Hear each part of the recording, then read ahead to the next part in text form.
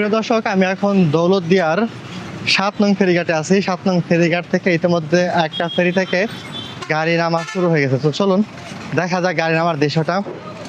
বেশ ভালোই লাগে সকালবেলা, কিন্তু এই যে জায়গাটা দেখতে পাচ্ছি, এই জায়গা দিয়ে মৎস্য ব্যবসায়ীরা তাদের নৌকাগুলো ভিড়ান।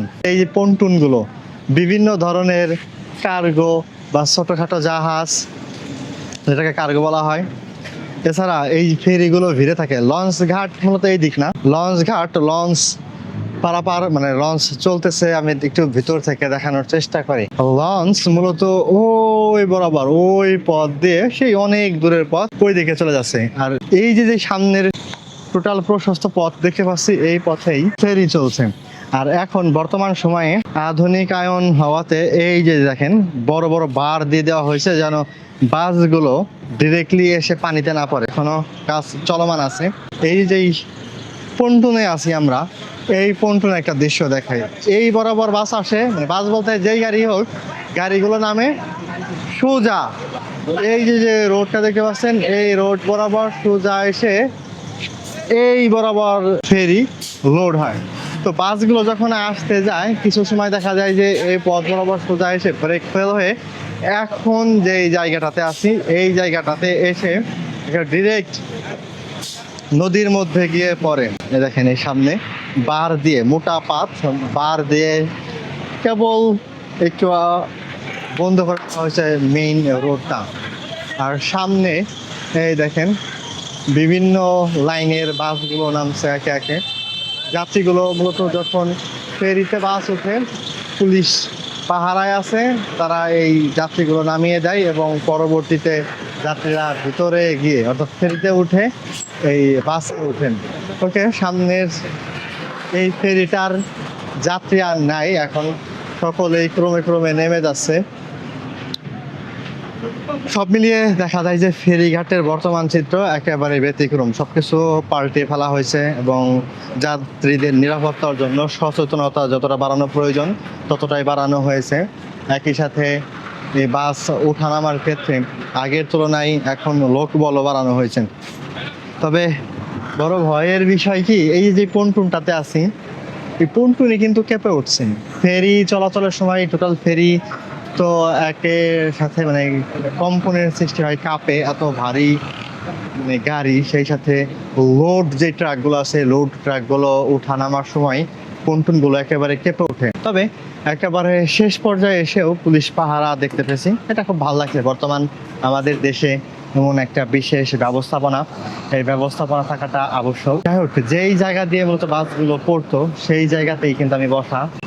দেখেন এই একেবারে লোহার বা ইস্পাতের মোটা পাত, যেই পাতগুলো আছে সেই পাতে একেবারে টোটাল পথকে ঢেকে দেওয়া হয়েছে। দেখা যাবে যে গাড়িগুলো আসলে এটার সাথে আঘাত খাবে, কিন্তু ভেঙে নিচে গড়িয়ে পড়বে না।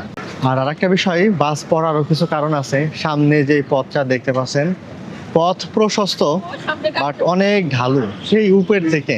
এখন তো নদীর পানির স্তর অনেক নিচে, বর্ষাকালীন সময়ে আস্তে আস্তে পানির স্তর উপরে উঠে ওই বরাবর উঠে গিয়ে উঠবে, তখন দেখা যাবে যে আর ভয়ের নাই। এখন তো একেবারে ঢাল, বাস নামার সময় ইজিলি দেখেন এই যে পথটা আছে এই পথে ঢুকে যাবে। তবে ভয় কিন্তু কাটে নাই, কারণ একটা পন্টুনে 3 দিকে পথ আছে।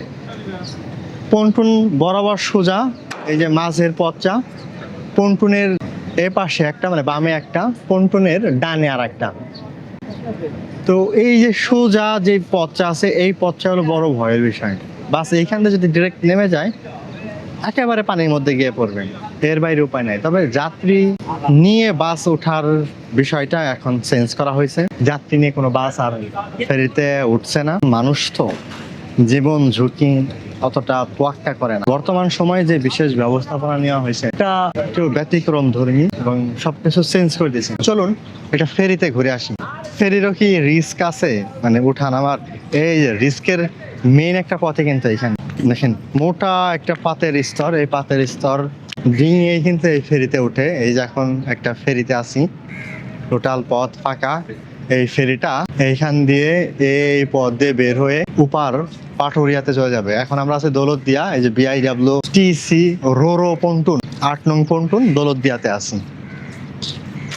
বিভিন্ন শ্রেণী পেশার মানুষ এখন যাতায়াত করে, তবে আগের মতো তেমন ব্যস্ত চিত্র দেখা যায় না, আগের মতো ভিড়ও দেখা যায় না, সবকিছু চেঞ্জ হয়ে গেছে, একেবারে ফাঁকা। আগে এক দিক দিয়ে গাড়ি নামতো, আর এক দিক দিয়ে গাড়ি ঢুকতো। যখন গাড়ি উঠবে তখন দেখা যেত যে এই উঠা নামার গাড়িগুলো সবকিছু জ্যাম বাঁধিয়ে দিয়েছে।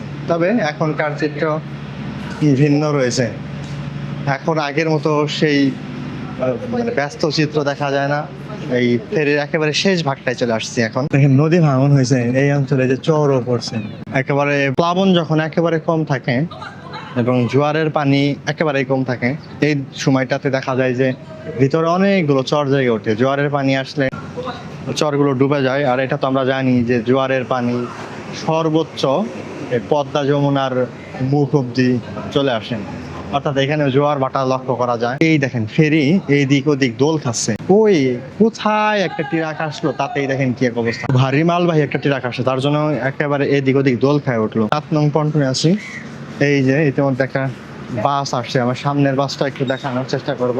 যাত্রীগুলো আগেই নামিয়ে দেওয়া হয়েছে, এই বাসটাকে এখানে দাঁড় করানো হলো, সামনের জায়গা রেখে, ভিতরে যাত্রী নাই। এই ব্যবস্থাপনাটা বর্তমান সময় নেওয়া হয়েছে। এখানে বিশেষ ব্যবস্থাপনায় যারা আছেন তারা গাড়ির লাইন ঠিক করে দিয়েছেন, কোন গাড়িগুলো কোন দিকে যাবে। বাইক আসছে, প্রাইভেট কার আসছে, এবং এই যে ভারী যে গাড়িগুলো আছে, ভারী গাড়িগুলোকে একেবারে পিছনে দেওয়া হয়েছে। এটা হলো ফেরির একেবারে শেষ প্রান্ত, শেষ ভাগ। এই ভাগটাতে গাড়ি এখানে প্রবেশ করছে, আর যাত্রীরা যারা বাসে ছিল তাদেরকে নামানোর পরবর্তীতে হেঁটে এখন ফেরিতে উঠছে। আবার ওই সিরিয়াল বাই সিরিয়াল বাসে উঠবে। একটা দেখানোর চেষ্টা করি, ধরেন এই নসিমনটা আসছে বা এটা বাসই আসলো, বাস যদি সোজা পথে এদিক নামে, এই পথটাতে পানিতে যাওয়া ছাড়া কোনো উপায় নাই, এই বরাবর বাসগুলো না। দেখেন আমি একটু সোজা উপরের পথটা দেখানোর চেষ্টা করি, উপরের কত দূর উঁচু পথ রয়েছে। এই উঁচু পথটা নামার সময় প্রাথমিক অবস্থাতে বাসের গতি এমনিতেও বেশি থাকে হালকা, বা যেহেতু ঢালু ঢালু পথটা নামার জন্য চাপ থাকে, সেই চাপ সহকারে যখন বাসের সীমিত গতি থাকে, সব মিলিয়ে দেখা যায় যে একেবারে প্রান্ত ভাগে গিয়ে বাসের এই যে স্পিডটা থাকে তা কন্ট্রোল করা ড্রাইভারের পক্ষে সম্ভব হয় না। যে দুইটা বাস ইতোমধ্যে পানিতে নামছে, এই দুইটা বাস সম্পর্কে জানা যায় যে দুইটি বাস এইখানে ব্রেক ফেল করছিল, ওদের কন্ট্রোলে ছিল না। এই যে একটা বাস ইতোমধ্যে নামছে, তো এটারও যাত্রী নেই। যাত্রী আগেই নামানোর পরবর্তীতে এই বাসগুলো সামনের প্রান্তে নেওয়া হয়েছে। এইখানে যতগুলো ঘাট রয়েছে সবগুলো ঘাটেরই সেম অবস্থা। এইখান থেকে বিশেষ ব্যবস্থাপনার মধ্য দিয়ে এই যে পয়েন্টটাতে আছি, এই পয়েন্টটাতে বিশেষ ব্যবস্থাপনার মধ্য দিয়ে পরবর্তীতে এই বাস বা অন্যান্য গাড়িগুলোকে নামানো হচ্ছে। এবং এই যে ভারী গাড়িগুলো আছে, এই ভারীগুলোর ক্ষেত্রেও আলাদা আলাদা রাখা হচ্ছে বাসগুলোকে, এবং প্রাইভেট কার মোটর বাইকগুলোকে একটু আলাদা প্রাধান্য দেওয়া হচ্ছে। এই যে বারটা আছে, এই বারের এখান থেকে থামানোর পালা। আবার কয়েকজন ভাই এবং পুলিশ বা প্রশাসনের দায়িত্বরত কর্মকর্তারা এখানে আছেন, সকল দায়িত্ব মিলিয়ে টোটাল ব্যবস্থাপনা চলছে। মানে এই হলো বর্তমান চিত্র ফেরিঘাটে।